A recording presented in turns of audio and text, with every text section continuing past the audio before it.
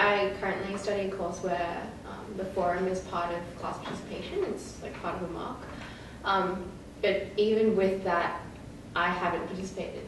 And for me, it's just, I feel like putting your comments up in a forum and kind of like discussing that way, it becomes very competitive, and it's not a supportive environment at all, because it's like person A has said this and you are like kind of pitted against them, and it's kind of, it becomes like an argument between A and B, and while it could actually be like constructive, you could learn something from it, I don't disagree from that, but it just becomes, it's not a collaborative environment at all. It's not like, oh, let's learn together. It's let's put A and B against each other and see who's better at arguing, who can structure the argument better. And what creates that sort of expectation? And well, I think like for one, in the course that I'm doing, it's compulsory, so everyone kind of feels like they have or they feel like they want to get a good mark, therefore they would do it.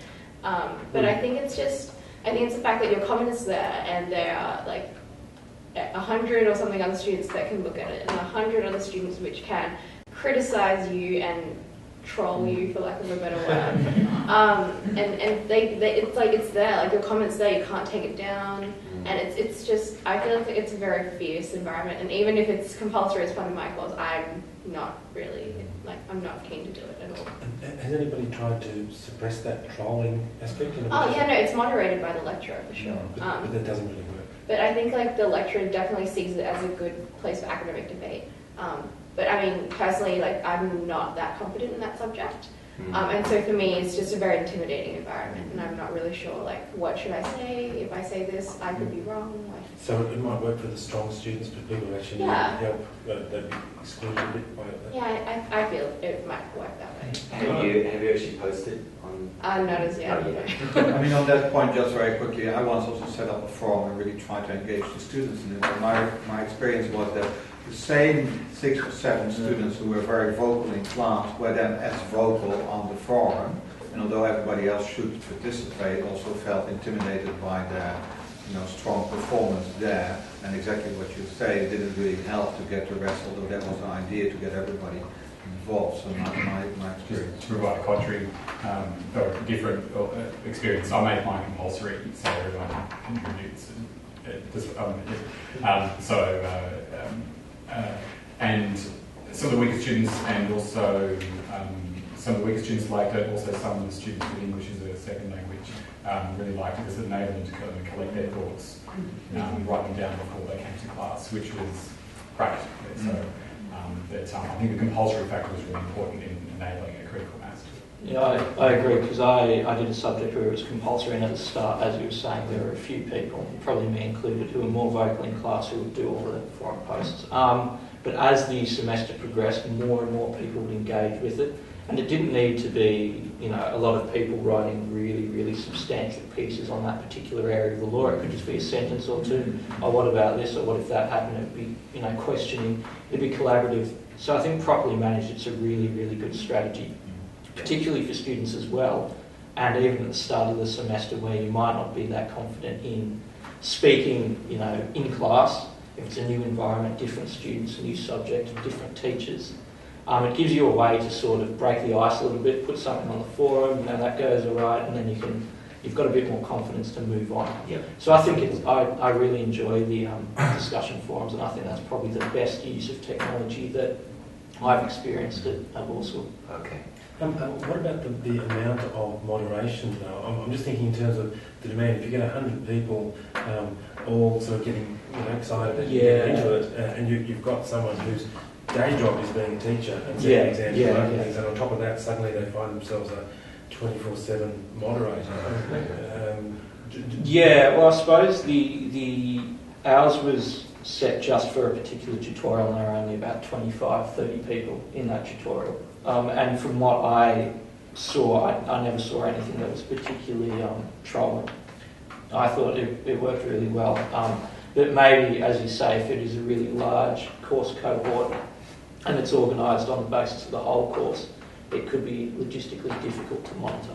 But the key there is proper management. Yeah. If with forums we can group them down into cohorts of 20 Yeah. or whatever. to make And I it think functional. most people, I mean, maybe I'm being too optimistic, but most people I don't think can use the forums in that manner. Right. I think most people use them for what they're there for, particularly if it does count for class participation. That means that people have to take it somewhat seriously. Right.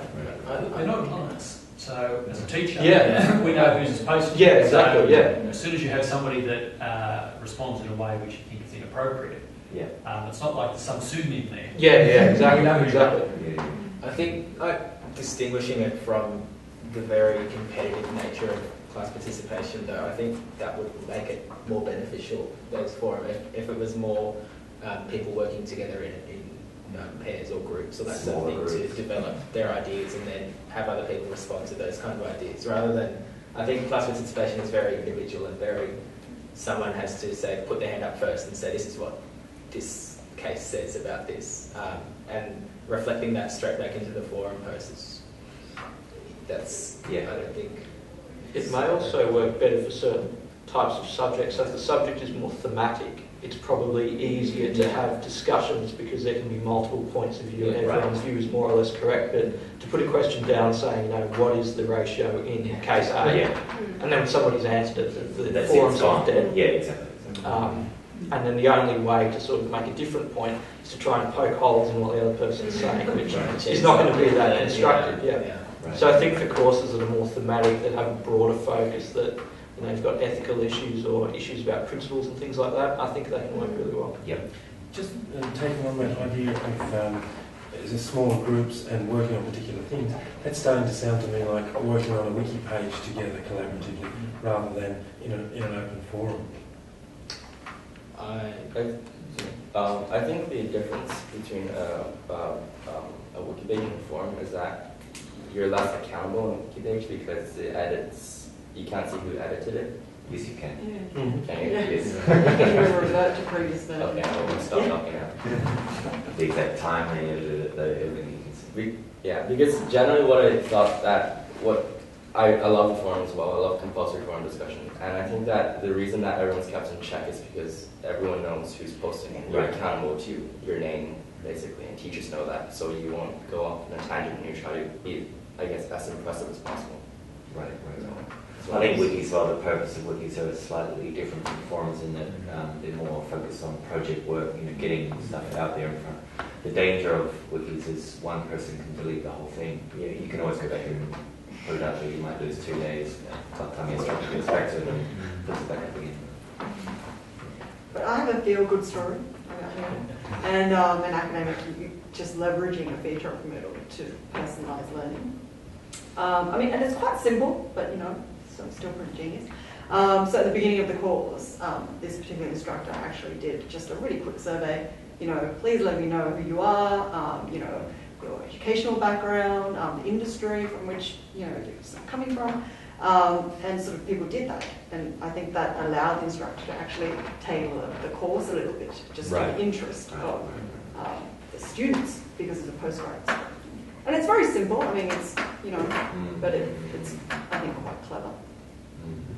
Well, that was the point of the speaker yesterday's forum about learning analytics. Is we have now a tool where you can actually get a lot of information from the behaviour of the students within the online space, and then use that information for action to modify your course to better achieve the learning outcomes. So that's good. We're just running out of time a little bit. Future expectations. What would you like to see more of? What is I think I would like to see technology assist rather than supplement face-to-face or physical lectures. I think what UNSW Law does particularly well over other law schools is the small classes that we have, and that really fosters that, yes, we complain about class participation, but it helps so much in learning the course. And I think that definitely rivals any of the other unis who have lecture halls for law subjects. And I think if anything, technology can only assist smaller groups in getting better at what small group learning is compared to huge lecture halls and people. Yeah, exactly the same. I think I was talking to a friend of mine this morning actually from UTS, and she's like, but you don't have lectures for law. And I'm like, oh, yeah, they're kind of like, you know, tutorial based. Just like, oh. So yeah, I think technology can play a lot of a role because of the fact that we have those smaller classes, and you're able to collaborate with other people in working groups, which I think is very different from much larger courses in other subjects where I guess the use of technology, even in the classroom, is kind of the PowerPoint screen. You scroll through and maybe a video.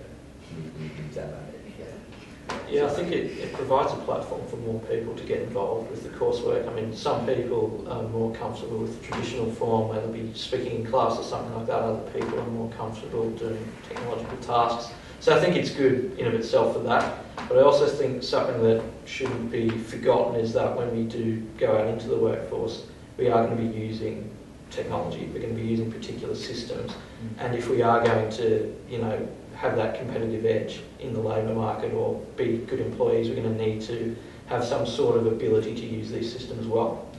And it may be difficult to integrate those sort of systems into curriculum and things like that. But I think the more of that can be done, the better, because it's going to make us more well-rounded graduates, and it's going to assist us in our future careers and in getting a job at the end. I too am really excited about technology driving collaborative learning. And also, I think technology assisting different forms of assessments. So, you know, instead of just having a research essay for every single subject, is it possible to have varied forms of assessments? Because, for example, say, we could maybe learn from disciplines like music and medicine even, and to consider, you know, especially in law, oral submissions or viva voce, and have technology assist us in sort of doing that. Because after all, when you do go out in the workforce, people would expect that you're able to carry on conversation and to answer questions about what you need to know on the spot. Maybe with some preparation, but still having a spontaneous conversation about things. And I think that's quite valuable. I think I agree with the sentiment that's like expressed here, which is that technology should be used to assist and not replace the physical learning environment. I think there are a lot of commerce courses where they try to replace everything with technology, and that actually hasn't worked that well. I think having a face-to-face with the teacher or lecturer is still the most important thing.